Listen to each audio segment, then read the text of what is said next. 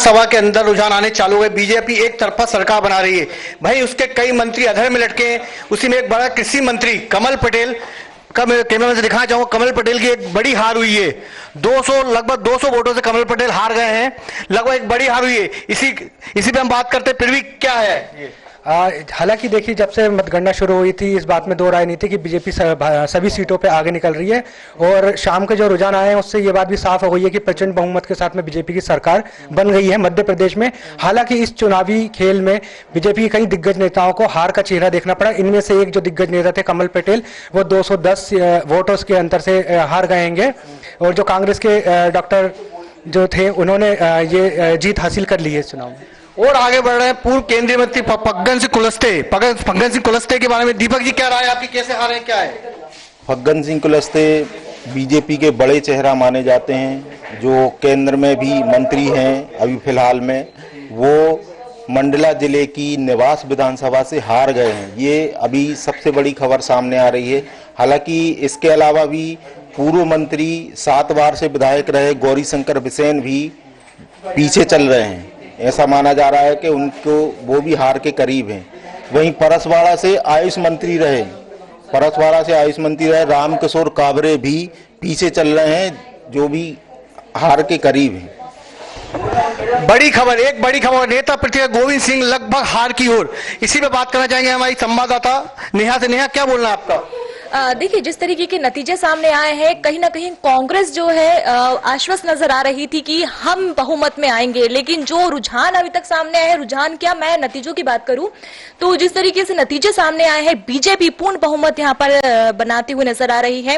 और 150 का यहां पर वादा था बीजेपी का कि 150 के साथ हम लीड करेंगे, लेकिन बीजेपी ने जो कहा था उससे ज्यादा प्रचंड और ऐतिहासिक जीत यहां पर बीजेपी की हुई है। और सबसे बड़ी बात, जिस तरीके से आपने कहा विष्णु, गोविंद सिंह की बात, कांग्रेस के दिग्गज नेता कहे जाते हैं और हमेशा अपना प्रतिनिधित्व करते हैं, लेकिन उनकी हार, क्योंकि उनकी हार अगर यहाँ पर हुई है तो कहीं ना कहीं वो कांग्रेस की हार भी, क्योंकि वो काफी सीनियर लीडर कहे जाते हैं, विधानसभा में भी हमेशा अपने बातों के लिए जाने जाते हैं, अपनी बातों को बेबाकी से रखते थे सामने।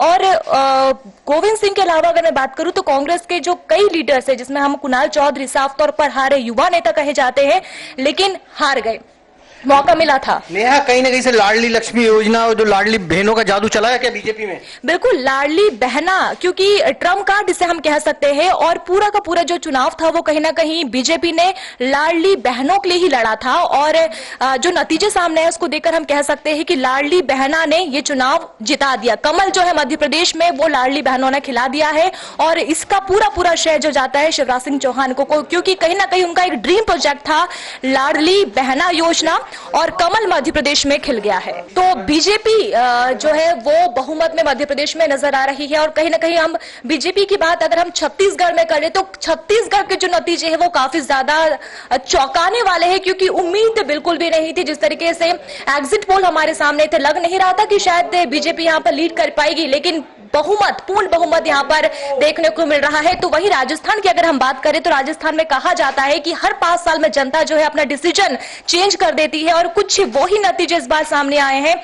वसुंधरा राजे सीएम फेस का कैंडिडेट यहाँ पर थी, और बीजेपी जो है 115 से ज्यादा सीटें यहाँ पर मिलती हुई नजर आ रही है।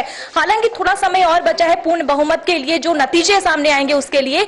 और न्यूज रूम में हम यहाँ पर है, हमारे सहयोगी भी हमारे साथ है, और हमारे सहयोगी बंटी जो इनपुट यहाँ पर देखते हैं और बहुत अच्छी तरीके से पूरा चुनाव कवर भी यहाँ पर करते हुए आए हैं, और बहुत सारे संवाददाताओं से उनका बातचीत हुई है इसको लेकर। उनसे जानने की कोशिश करते हैं कि मध्य प्रदेश में जो जीत हुई है उसका श्रेय वो किसे देते हैं। अगर हम मध्य प्रदेश में ये बात करें कि इसका श्रेय किसको जाता है, तो कहीं ना कहीं जो लाडली जो बहना योजना चली थी उसका बहुत ज्यादा असर देखने को मिला है। एक टाइम पे ऐसा लग रहा था कि बीजेपी पिछड़ेगी, लेकिन जब हमने संवाददाताओं से बात की तो संवाददाताओं ने यही कहा है कि अगर लाडली बहनाओं ने कमाल कर दिया है तो फिर तो बीजेपी एक तरफा जीतेगी, और वही देखने को मिला है। तो बीजेपी एक तरफा जीत रही है। और सबसे बड़ी अपडेट ये भी हम आपको बता दें कि मध्य प्रदेश के गृह मंत्री नरोत्तम मिश्रा बीजेपी के दिग्गज नेता कहे जाते हैं और काफी ज्यादा उनका बोलबाला मध्य प्रदेश में था। लेकिन जब से टिकट मिली थी थोड़ा बहुत विरोध यहाँ पर दतिया में देखने को मिल रहा था, लेकिन हारते हुए नजर आ रहे कमल पटेल। देखिए आरएसएस का भी नाम है और कहीं ना कहीं नाम चल रहा था कि जीतेंगे, लेकिन हार गए। और वोट का जो अंतर है वो बहुत मामूली सा है, ज्यादा कुछ नहीं है, लेकिन 200-250 का यह अंतर है जिसमें कमल पटेल हार गए हैं। और मुंगावली की अगर हम बात कर ले तो ब्रजेंद्र सिंह यादव यहां पर जीतते हुए नजर आ रहे हैं। देखिए ब्रजेंद्र सिंह यादव का बहुत ज्यादा विरोध मुंगावली में होता हुआ नजर आ रहा था। जजपाल सिंह जज्जी अशोकनगर से हार गए हैं, विधायक रहे हैं और थोड़ा मामला बीच में उनका जाति प्रमाण पत्र वाला जरूर अटका था, लेकिन वो यहां पर हार गए हैं। मुंगावली से ब्रजेंद्र सिंह यादव जीत गए हैं। बहुत ज्यादा विरोध उनका चल रहा था, भाई भाई में टक्कर थी, लेकिन 5000 का आंकड़ा यहां पर नजर आ रहा है। 5000 वोटों से जीतते हुए नजर आ रहे हैं। इसके बाद ब्रजेंद्र प्रताप सिंह पन्ना से खड़े हुए थे, ब्रजेंद्र प्रताप सिंह भी जीत गए हैं। गोविंद सिंह राजपूत पीछे चल रहे हैं, हालांकि अभी पूरे नतीजे सामने नहीं आए हैं। गोविंद सिंह राजपूत भी हारते हुए नजर आ रहे हैं। अरविंद सिंह जो है वो भी हारते हुए नजर आ रहे हैं। तो कुछ इस तरीके से जो कैबिनेट था, शिवराज कैबिनेट, वो यहाँ पर लगभग खाली होता हुआ नजर आ रहा है। हालांकि जो चुनाव है वो सीएम के फेस पर, जी हाँ, मुख्यमंत्री शिवराज सिंह चौहान का जो ट्रम्प कार्ड था वो यहाँ पर काम आ गया। हमारे कुछ और सहयोगी न्यूज रूम में हमारे साथ है, उनसे भी समझने की कोशिश करते हैं, क्योंकि लाडली बहना का यहाँ पर ट्रम्प कार्ड खेला गया है। तो बहनों का क्या कुछ कहना है, उनका क्या कुछ ओपिनियन है, क्या वो जिस तरीके से चर्चाएं पूरे प्रदेश में चल रही है लाडली बहना कितना सहमत है?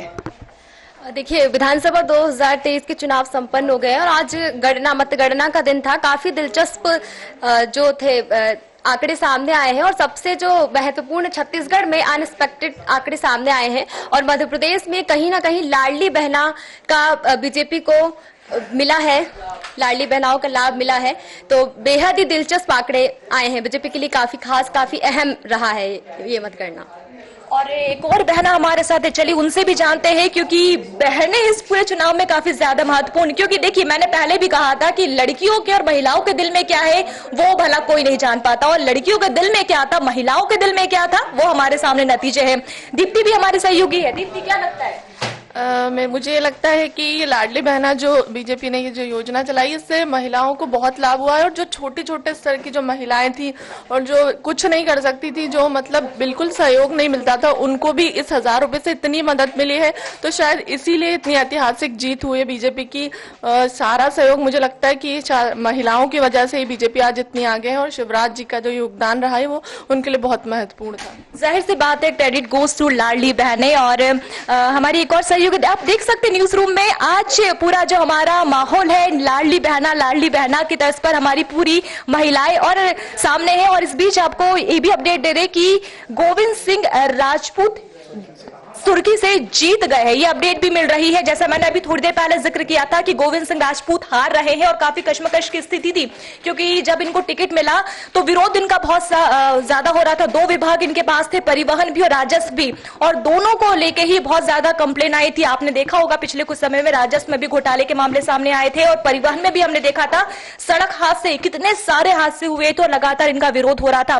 बावजूद सिंधिया खेमे से आते हैं और पार्टी ने भरोसा जताया, टिकट दिया था, लेकिन फिलहाल की अपडेट हम आपको बता दें कि वो जीत गए हैं। रुझानों के हिसाब से वो पीछे चल रहे थे, लेकिन अब वो जीतते हुए नजर आ रहे हैं। ये अच्छी बात है भाजपा के लिए भी।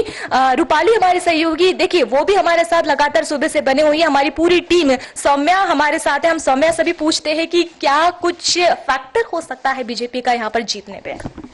मैम देखा जाए तो बीजेपी का सबसे बड़ा फैक्ट तो लाडली लक्ष्मी योजना ही है, क्योंकि शिवराज जी ने काफी कुछ किया है लड़कियों के लिए। एज लक्ष्मी मान के उनको अपनी भांजियां मानते हैं वो लड़कियों को।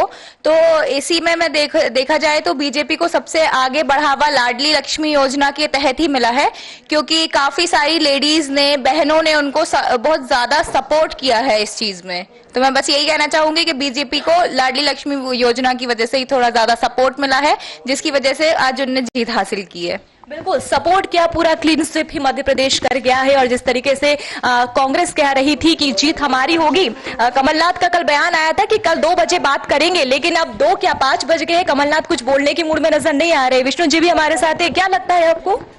देखिए एक तरह से तीनों राज्यों में हिंदी का बोलबाला रहा है, चाहे छत्तीसगढ़ की बात करें, चाहे राजस्थान की बात करें, चाहे मध्य प्रदेश की बात करें। तेलंगाना चूंकि दक्षिण में आता है इसलिए वहां का नहीं बोल सकता। हिंदी की जीत हुई है, हिंदुत्व की जीत हुई है कहीं ना कहीं, जो कांग्रेस को करारी हार का सामना करना पड़ा।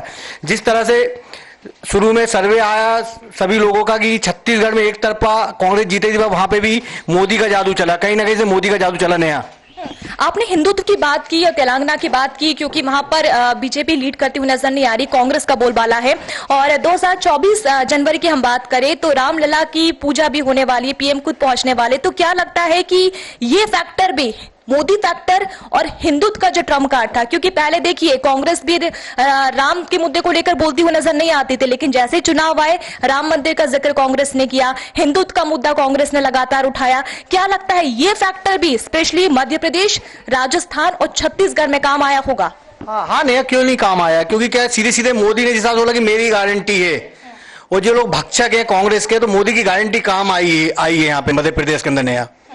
एक बहुत बड़ा मुद्दा कांग्रेस ने 2018 में भी उठाया था और वो था किसान कर्ज माफी, और इस बार भी जो मैनिफेस्टो आया था कांग्रेस का मध्य प्रदेश, राजस्थान और कांग्रेस में, यहां तक कि 5 राज्यों में, क्योंकि मिजोरम में आज मतगणना नहीं है उसको हम छोड़ देते हैं, 5 राज्यों में किसान कर्ज माफी का मुद्दा कांग्रेस ने उठाया था। क्या हुआ, साकार हुआ, नहीं हुआ? देखिए मैं मध्य प्रदेश की बात करूंगा, जैसा 1.5 साल की सरकार थी, कमलनाथ ने कांग्रेस का 1 रुपए का कर्जा माफ नहीं करता, जबकि राहुल गांधी ने कहा था कि मैं 1 हफ्ते के अंदर कर्जा माफ करवा दूं, नहीं तो मुख्यमंत्री चेंज करवा दूंगा। तो वो भी कहीं ना कहीं फैक्टर रहा कि कमलनाथ को देखा गया, कमलनाथ ने बड़े बड़े वादे करे, मगर चूंकि इन समय पे जिस हिसाब से घोषणा पत्र बीजेपी ने जारी किया, तो बीजेपी को देखते हुए, मोदी को देखते हुए ये बीजेपी की जीत है। बीजेपी की जीत है निश्चित रूप पर, क्योंकि देखिए जिस तरीके से पूरा हमने आज सुबह से घटनाक्रम देखा है और कुल मिला के हम देख रहे हैं कि बीजेपी को क्लीन स्वीप मिलती हुई नजर आ रही है। छत्तीसगढ़ की हम बात कर ले, जो बिल्कुल भी हमारे उम्मीदों पर नहीं थे, बल्कि खुद मुख्यमंत्री वहां के भूपेश बघेल खुद आश्वस्त थे अपनी जीत को लेकर, लेकिन वो यहाँ पर सरकार बनाने में नाकाम साबित हो रहे हैं। वहीं राजस्थान की अगर हम बात कर ले तो राजस्थान में बीजेपी बढ़त बनाती हुई नजर आ रही है। और मध्य प्रदेश की बात कर ले तो हालांकि थोड़ी स्थिति मध्य प्रदेश में अभी कश्मकश की नजर आ रही है, क्योंकि कई सारे ऐसा नेता है, कई सारे ऐसी सीटें हैं जहां पर रिजल्ट आना बाकी है। जैसे हमने कहा कि गोविंद सिंह राजपूत की हम बात कर रहे थे, तो गोविंद सिंह राजपूत को लेकर जिस तरीके से स्थिति फंसी हुई थी वो अब क्लियर हो गई है, क्योंकि वो जीत गए हैं। कुल मिला के थोड़ा समय और थोड़े समय बाद हम देखेंगे कि क्या कुछ स्थिति मध्य प्रदेश में है, और सीएम फेस को लेकर जैसे हमने कहा था वो स्थिति भी थोड़ी देर बाद या फिर 5 तारीख का समय कहा जा रहा है कि सरकार बनाने के लिए हम सरकार के लिए आमंत्रण दे रहे हैं, तो 5 तारीख को यह स्थिति क्लियर हो जाएगी।